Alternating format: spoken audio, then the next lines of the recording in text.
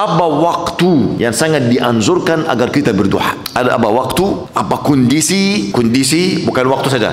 Waktu, kondisi, paham? Yang sangat dekat kepada Allah agar Allah mengabulkan doa ini. Kata beliau, wa idza jumi'a ma'a du'a, apabila terkumpul bersama doa, kehadiran hati. Apa artinya kehadiran hati? Hati tidak sibuk waktu engkau berdoa. Hati itu tidak bersandar atas maksiat atau tidak bersandar atas salah satu kebaikan engkau. Engkau berdoa dengan hati yang penuh khusyuk, ketundukan diri dan hati, hanya bersandar atas rahmatnya Allah, kasih Allah Azza wa Jalla, bukan atas kebaikan engkau atau amalan engkau. Jika terkumpul bersama doa, yang pertama kehadiran hati sedang engkau berdoa, kemudian waktu yang sangat utama yang ditentukan oleh Allah untuk berdoa. Dan waktu yang utama kata beliau ada 6 waktu. Ada 6 waktu. Yang pertama sepertiga malam terakhir. Mulai kapan?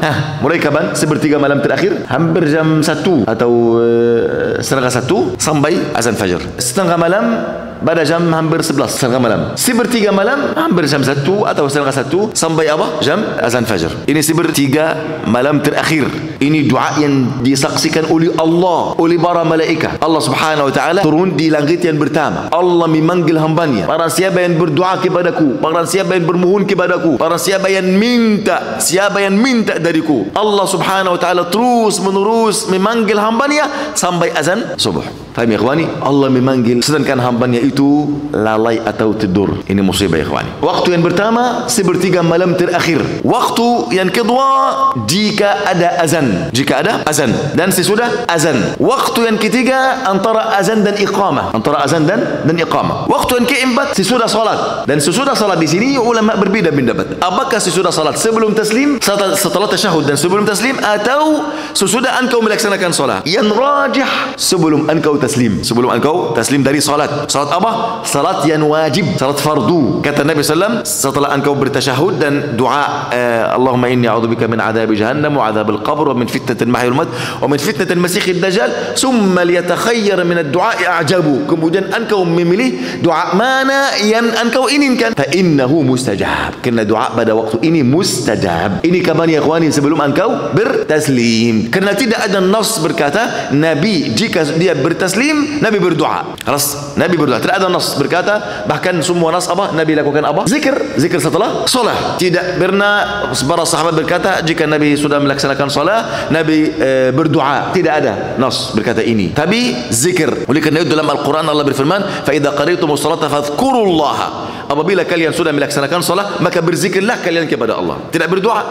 Taib, orang yang ingin berdoa setelah salat tidak ada masalah. Kenapa? Karena di antara zikir ada doa. Astaghfirullah ini apa? Setelah engkau assalamualaikum warahmatullahi, zikir yang pertama apa? Astaghfirullah. Ini namanya apa? Ini namanya doa. Ya Allah, ampunilah dosaku. Ini doa dan yang lain. Lalu yang doa yang kuat jika engkau sudah selesai tasyahud sebelum engkau taslim, ini doa yang dikabulkan. Kemudian wa inda su'udil imam yaumul jum'ah, apabila imam naik minbar pada hari Jumaah hingga selesai salat. Waktu yang terakhir pada saat terakhir pada waktu hari Jumaah sebelum maghrib. Sebelum maghrib antara asar dan maghrib, terutama 1 jam sebelum maghrib. Ini namanya sa'atul ijabah pada hari Jumaah. Pada hari Jumaah kata Nabi ada saat ijabah. Pada hari Jumaah ada 1 jam dalam Allah mengabulkan permohonan hambanya. Ulama berbeda pendapat. Ada banyak pendapat untuk menentukan mana 1 jam ini. Apakah sebelum azan Jumaah, apakah sesudah azan Jumaah, apakah jika imam naik minbar, apakah setelah salat Jumaah, apakah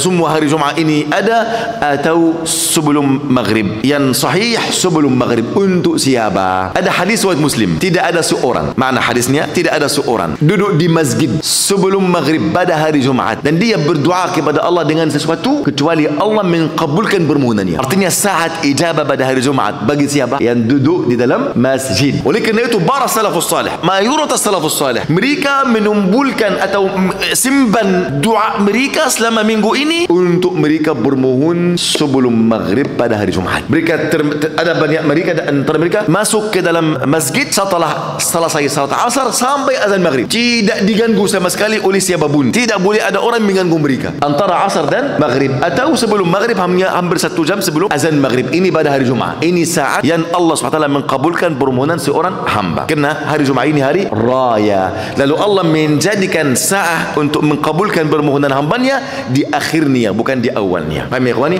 Baik. Artinya ada berapa waktu? 6. Yang pertama sepertiga malam terakhir. Yang kedua waktu azan dan sesudah azan. Yang ketiga antara azan dan iqamah. Yang keempat setelah usia setiap salat sebelum taslim. Ini salat fardu. Yang kelima jika imam naik ke minbar sampai selesai salat. Yang keenam saat terakhir pada hari Jumaat sebelum maghrib.